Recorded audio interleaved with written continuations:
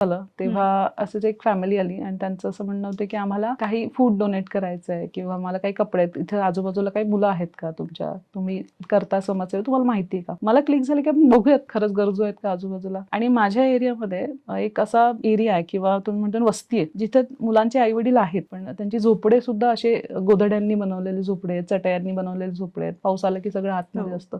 असं त्यांचा तो एक घटक आहे. एक साईडला होता. एक 15 फॅमिलीज आहेत, त्यांची मुलं एकदम चिमुकली चिमुकली छोटी छोटी सगळी. ज्या दिवशी मी त्यांना बघितलं ते जेव्हा आम्ही डोनेट केलं त्यानंतर ती मुलं जी आली माझ्या जवळ सगळी आणि मी जातानाही मला जी चिपकली आणि त्यांच्यातली काही जण इतकी टॅलेंटेड दिसली मला, इतके स्मार्ट होते बोलायला.